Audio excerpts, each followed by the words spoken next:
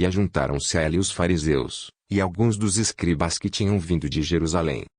E, vendo que alguns dos seus discípulos comiam pão com as mãos impuras, isto é, por lavar, os repreendiam.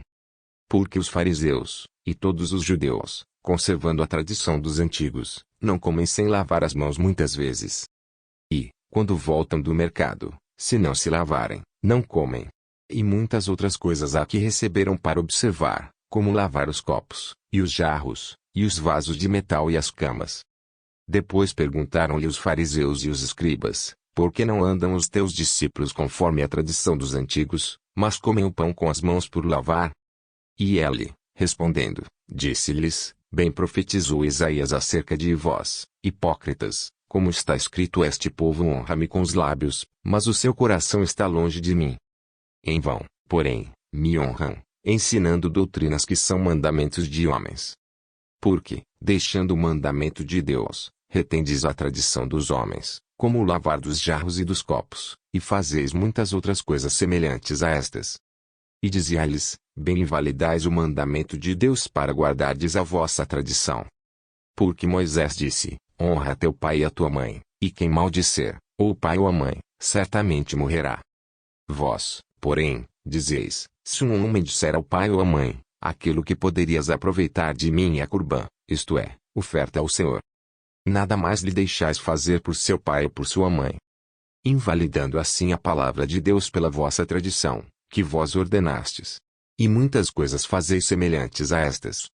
E, chamando outra vez a multidão, disse-lhes, ouvi-me vós, todos, e compreendei. Nada há, fora do homem, que, entrando nele, o possa contaminar, mas o que sai dele isso é que contamina o homem. Se alguém tem ouvidos para ouvir, ouça. Depois, quando deixou a multidão, e entrou em casa, os seus discípulos o interrogavam acerca desta parábola.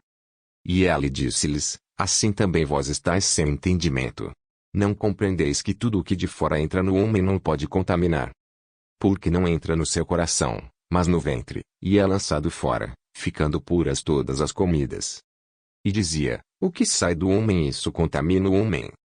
Porque do interior do coração dos homens saem os maus pensamentos, os adultérios, as fornicações, os homicídios, os furtos, a avareza, as maldades, o engano, a dissolução, a inveja, a blasfêmia, a soberba, a loucura.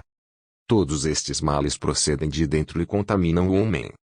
E, levantando-se dali, foi para os termos de Tiro e de Sidom. E, entrando numa casa, não queria que alguém o soubesse, mas não pôde esconder-se. Porque uma mulher, cuja filha tinha um espírito imundo, ouvindo falar dele, foi e lançou-se aos seus pés. E esta mulher era grega, Cirofenícia de nação, e rogava-lhe que expulsasse de sua filha o demônio. Mas Jesus disse-lhe, deixa primeiro saciar os filhos, porque não convém tomar o pão dos filhos e lançá-lo aos cachorrinhos. Ela, porém, respondeu, e disse-lhe, sim, Senhor, mas também os cachorrinhos comem, debaixo da mesa, as migalhas dos filhos.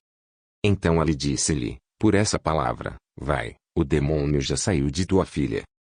E, indo ela para sua casa, achou a filha deitada sobre a cama, e que o demônio já tinha saído.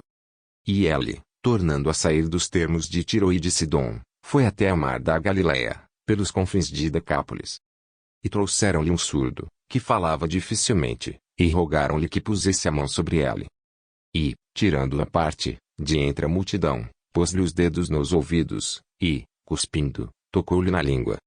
E, levantando os olhos ao céu, suspirou, e disse, Efatá, isto é, abre-te. E logo se abriram os seus ouvidos, e a prisão da língua se desfez, e falava perfeitamente. E ordenou-lhes que a ninguém o dissessem, mas, quanto mais lhes proibia, tanto mais o divulgavam. E, admirando-se sobremaneira, diziam, tudo faz bem, faz ouvir os surdos e falar os mudos.